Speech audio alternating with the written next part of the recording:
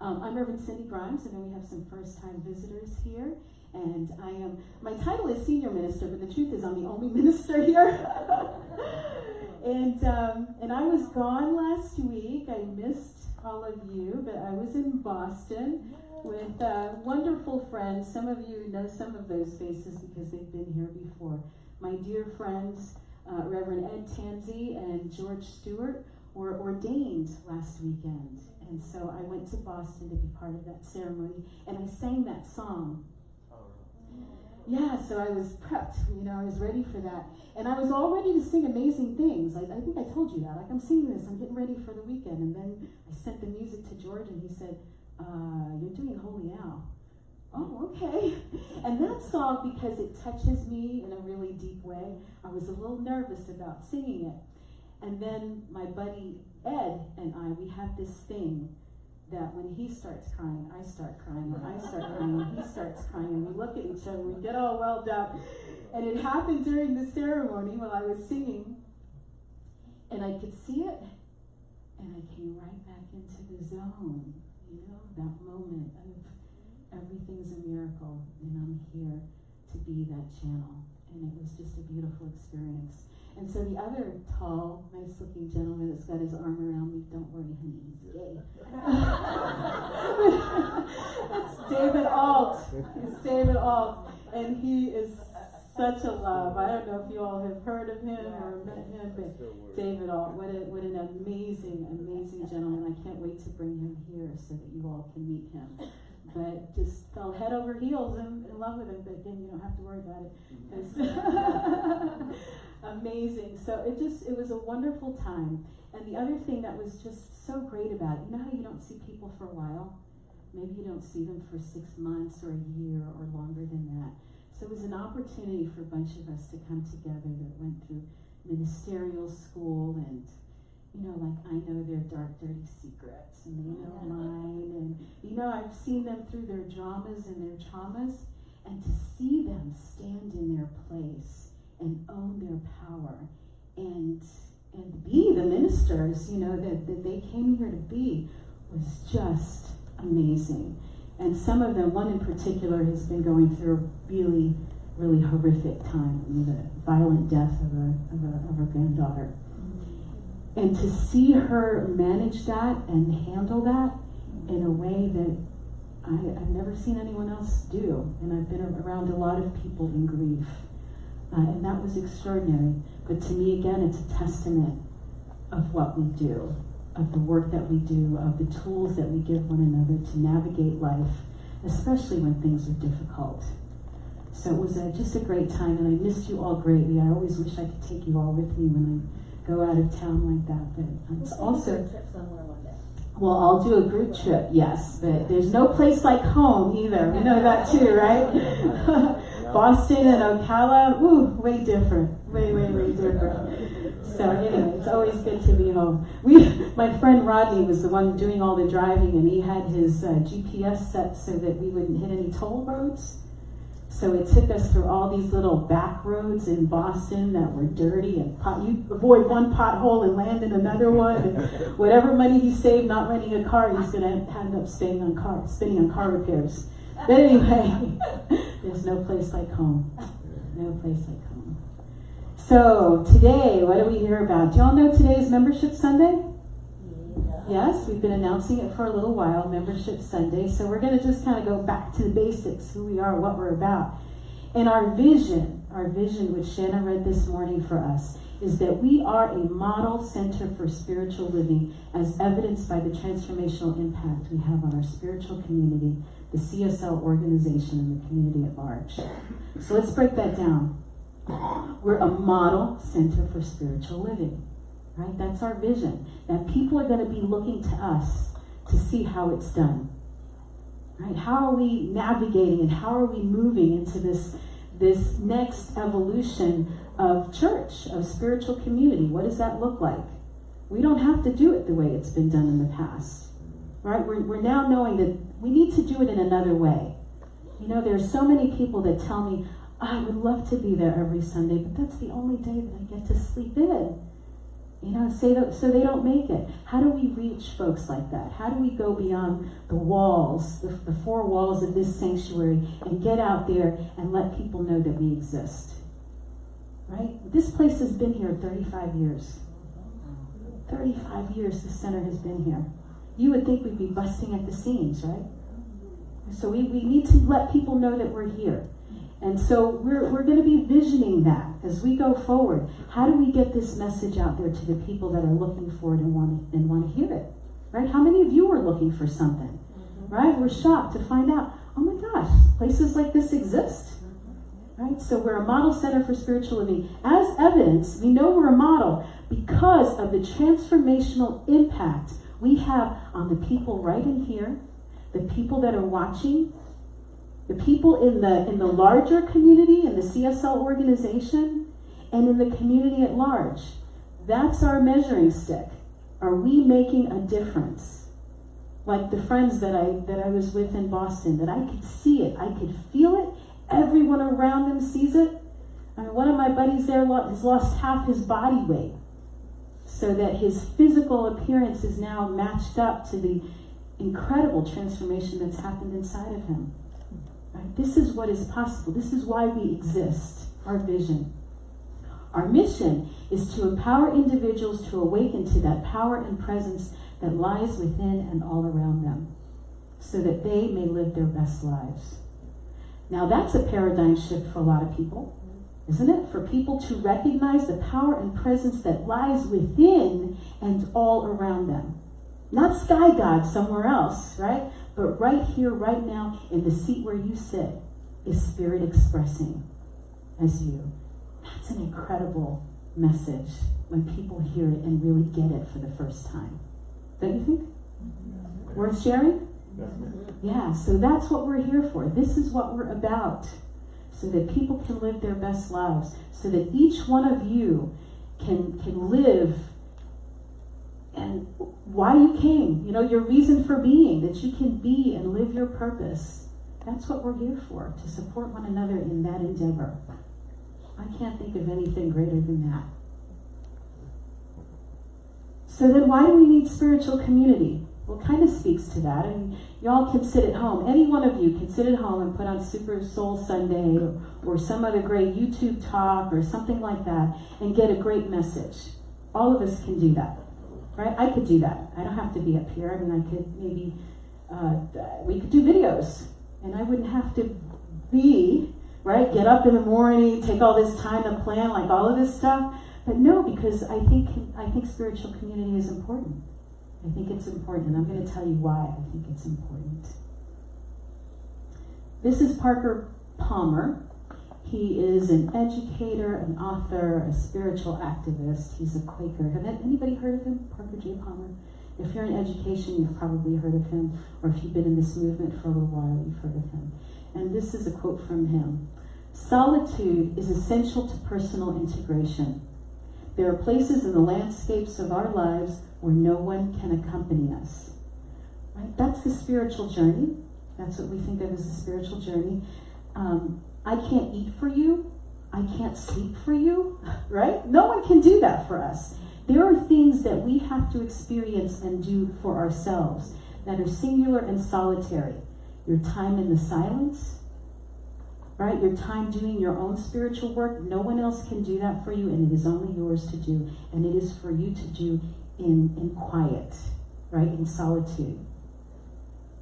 But because we are communal creatures who need each other's support, and because left to our own devices, we have an endless capacity for self-absorption and self-deception, that community is equally essential to joining soul and role. I love that. I love that. Can anyone relate to those statements? That endless capacity for self-absorption and self-deception? Right? Anybody ever been in that deep, dark wilderness, faraway place? Yeah. And sometimes it takes other people, the folks around you, to help you come out of that. We all have this. You didn't all raise your hands, but I know you all have it. So having that spiritual community is essential. is essential. I love that little phrase. I'm going to use it forever now. Joining your soul and your role. The Dalai Lama says this: self and others can only really be understood in terms of relationship, where we see that self-interest and others' interests are closely interrelated. Okay, so let's break that one down a little bit. Self and others can only really be understood in terms of relationship. Everything in our lives really revolves around relationship in one way or another, right? Our relationship to our environment, our relationship to other people, that's kind of how we have our bearings, right? Of who we are, who we're not. If you really think about it, every single thing happens in the context of relationship. You know, and so your self-interest and my self-interest are like this. They're totally related because we know spiritually that we all come from that oneness. So, due to that fundamental interconnectedness which lies at the heart of reality, your interest is my interest. From this, it becomes clear that my interests and your interests are intimately connected, and in a deep sense, they really converge. That's from the Dalai Lama. And then there's this other thing, this idea of synergy. How many of you know what that means? Synergy? Okay, so synergy, well, I'll tell you what it means for those who don't. It means the creation of a whole that is bigger than the sum of its parts. So it's not that 1 + 1 = 2. When you have a synergistic effect, 1 + 1 could equal 50 or 1,000. And here's a really kind of a cool example. So, horse and carriage, right? 2 horses pulling something can pull a weight together, 2 horses, of about 9,000, I think it was 9,000 pounds, is what I heard. Right? 9,000. Yeah, that's right, 9,000. So then, if you add 2 more horses to the pack, if it was just a mathematical thing, how much would it be? 18. There would be. But because of synergy, those 4 horses, when they're pulling, instead of pulling only 18,000 pounds, they can pull 30. 30, because of the synergy. You understand? The whole is greater than the sum of its parts. Here's another fun little example. During ministerial school on one of our cruises, we stopped in Jamaica. Has anyone ever seen this? Dun River Falls, I think it's called. Yes, some of you know. Did you climb it? Yeah. All right. Now, you know, for those of you who have been there, you see how it's waterfalls, so it's all very smooth and there's lots of rocks and it's very, very slippery. You try to get up that thing by yourself, probably not going to happen. Probably not on your own. But what people do is they create these human chains and they pull one another up. And it becomes much easier. It increases the safety. You make new friends. You know, you're holding hands literally with people that you've never met, that you've never seen before, and you'll probably never see again. But they're all helping each other to have this amazing experience. And it works so much easier and so much faster because they're doing it together. Right? It's a beautiful thing. It's a beautiful thing. And this is, for me, my metaphor for spiritual community. That there's always going to be someone who's ahead of you on the road. And maybe in different areas of life, maybe somebody has it more together in their financial life. Somebody else may have it more together in their relationships. Maybe someone has it together in their vocation. Right? But they may not be as well or as advanced or whatever in some other area. And that's where spiritual community comes in. That we can continually be helping one another. So I've had people that helped me along the path, right? Those are the folks that are up there, you know, that helped pull me up, that showed me the ropes. And then, right, it behooves me then to then help the other folks that are coming up behind me. And there is this continual chain where we are all helping one another to come up and move up together. And it happens faster and it happens easier because of our combined efforts. So this is what I think of spiritual community. And it's not where people just come to community. I mean, you know, people tend to come here. I've heard it's either inspiration or desperation. Many of us, the first time we walked into a CSL, didn't even realize what desperation we were in. And then you get the teaching and you start working it out in your life and in the laboratory of your life, and things get better, and suddenly you're happy and everything is wonderful, and they're saying, thanks, Reverend Cindy, I'm just not really getting much out of this anymore, so I'll be on my way. That's if they say it. Often they just leave, right? Because things are great, they don't need it anymore. It's kind of like when you take your medicine, you feel good for a while, and you stop taking it, you kind of go back.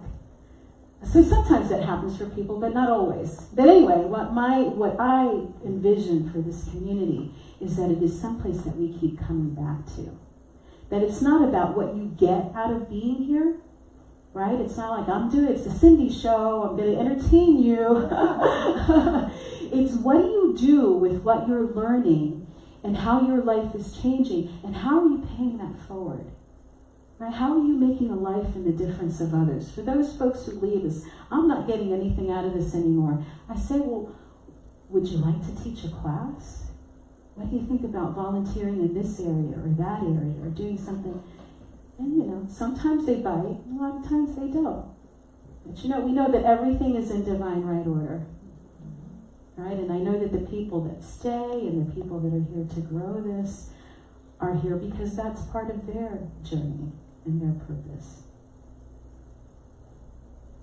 So again, today is Membership Sunday, and we have this covenant. Some of you have signed this before, some of you have looked at it. I'm not going to have you actually sign it and turn it in today, but I want you to know what it is, and I'm just going to go through it. Like, what does it mean to be a member at the Center for Spiritual Living? Like, why would you want to do that, aside from all of the reasons that I just told you? And what is it that you're promising when you say, yes, I would love to be a member of this organization, this group of people? So the first thing is to say, I promise to remember I am a unique expression of the divine, and know that Spirit is within and all around me at all times, in every situation and every circumstance. Does that resonate for people? We need a couple more? And we can make more copies if we don't have enough.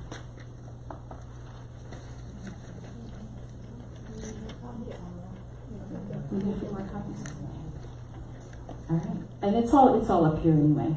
If we need more copies, we can get them after service, whoever else needs them. So yes, that number one, remember I am a unique expression of the divine. Spirit is within and all around me at all times, in every situation and every circumstance. Is that helpful for y'all to remember? Yeah. Is it easy to remember all the time?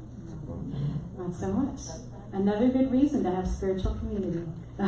So that when you forget the truth of these statements, you have other people that can reflect it back to you. You have other people that can hold you up in that. I promise to remember there is but one life.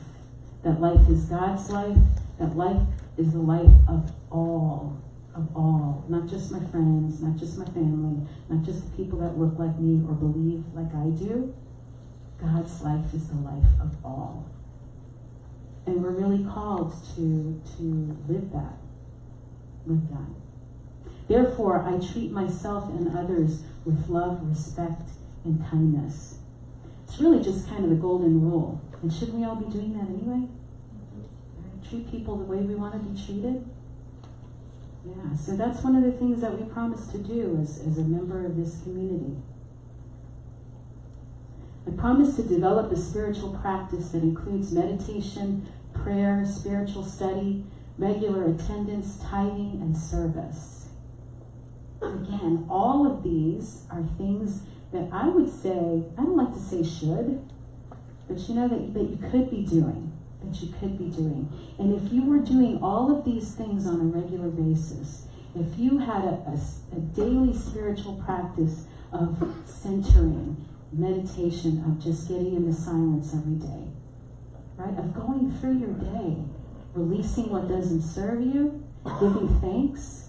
Maybe that's your spiritual practice. Maybe it's just reading a little something spiritual before you go to bed. Maybe it's praying for your loved ones, for the center, for the world. Whatever it is, each one of us really ought to have something like that. I think that's where we plug in. And that's what gives us our power and our presence so that we can go out there in the swirl and the storms and all the stuff that's going on in life and stay in our centered place.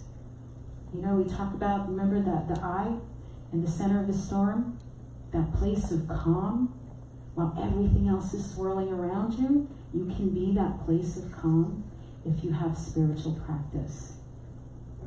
There's the study, there's attending here regularly, right? There's tithing. There's tithing. That's another big thing. If money happens to be your issue, if things are difficult for you financially, maybe it's because you're stopping up the flow by not giving. So we teach about that. You know how a hose gets kinked up? The water is wanting to flow, but there's a kink in it.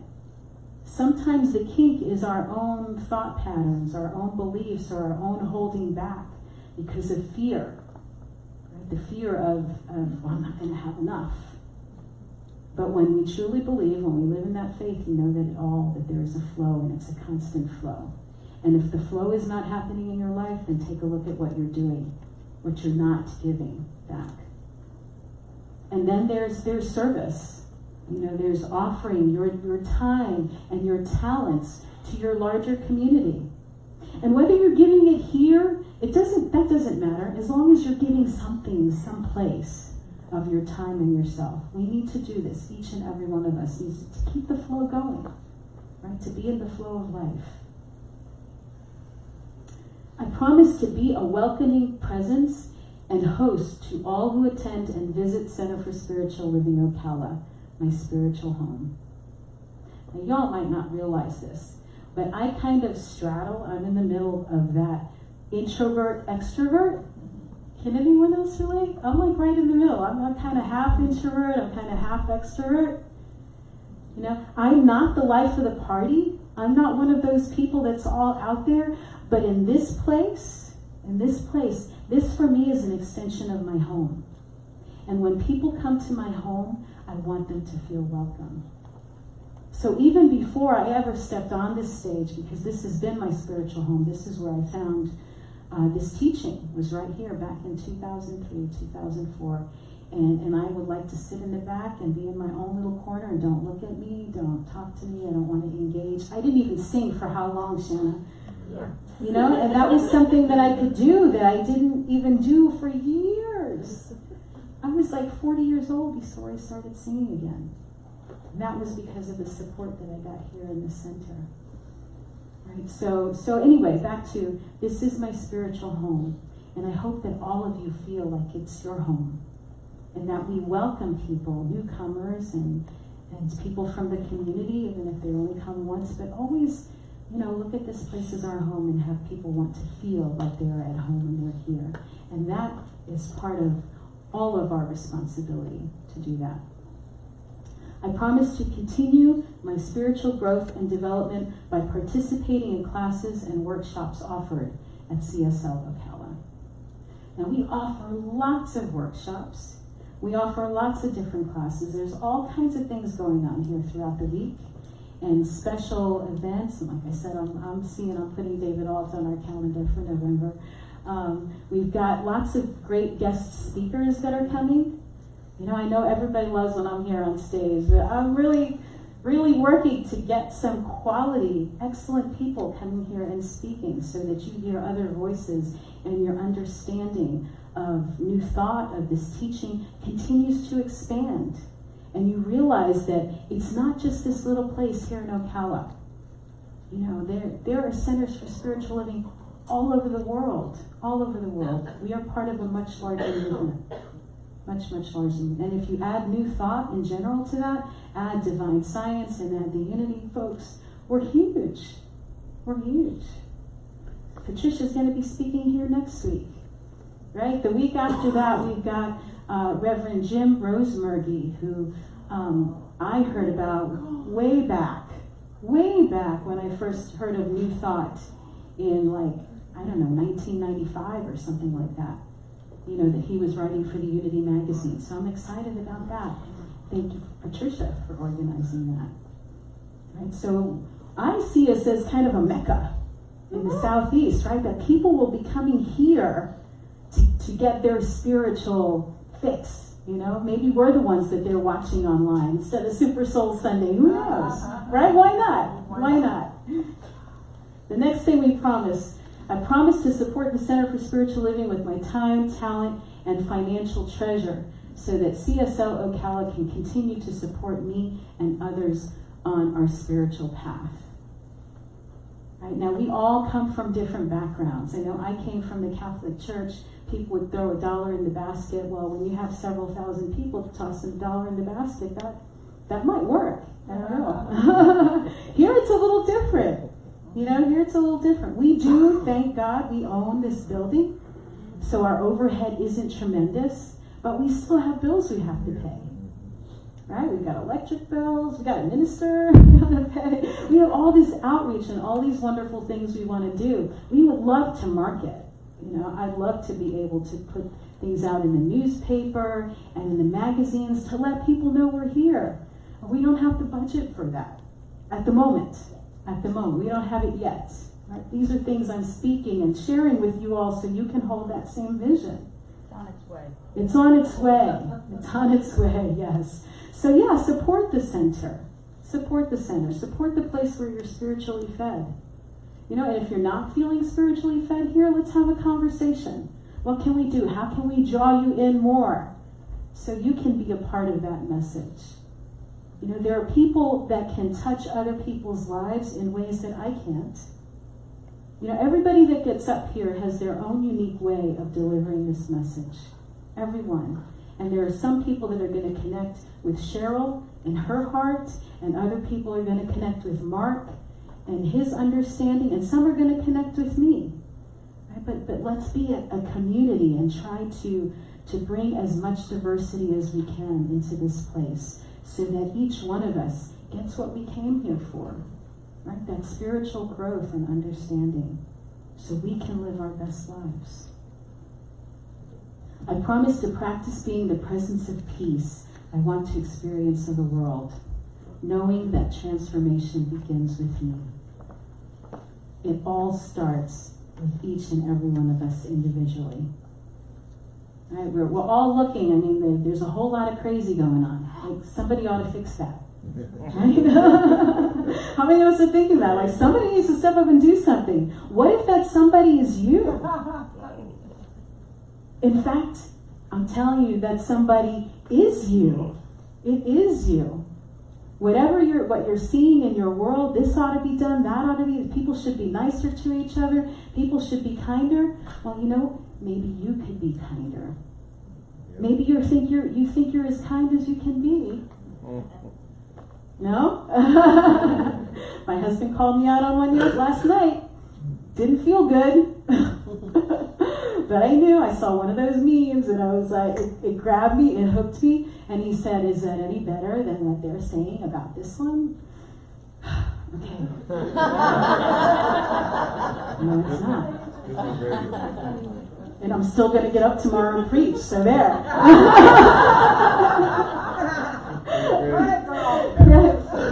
We're all in it together. Yes.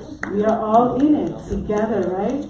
Every one of us. We all have our little sticky places, right?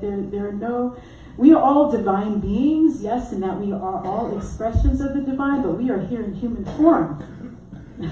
And there are a lot of things that go with that human form that may push your buttons, but that's also your place, that's your growing place. That's your growing place. And it's so much better and easier when we can do it as a team. We do it together. So practice being the presence of peace that you want to experience in the world, and know that that transformation begins with you. So that is our membership covenant. That's what it takes to be a member here, to kind of represent who we are. And I hope it resonates for you. I'm not here about twisting anybody's arms. We don't proselytize here. We don't make you do anything. It's all what comes from your heart and what you choose, because we are all on our own path. And there are many paths to truth. Many paths to truth. So again, we're having our membership meeting after service. I encourage you to stay if you'd like to get a little more behind the scenes of what's going on and the status, of all of that. And if you would like to be members, take that sheet, think about it, sign off on it, and give it back to us. And we welcome you with open arms. And if you have been a member already, sign it again and just recommit. Which brings me back to our affirmation. And I'm going to say it by myself, and then I'll invite you to say it as well. My spiritual community empowers me to grow in awareness and understanding of my spiritual path. As I evolve in consciousness, I empower others to do the same. I'll invite you to say it. My spiritual community empowers me to grow in awareness and understanding of my spiritual path. As I evolve in consciousness, I empower others to do the same. And so it is.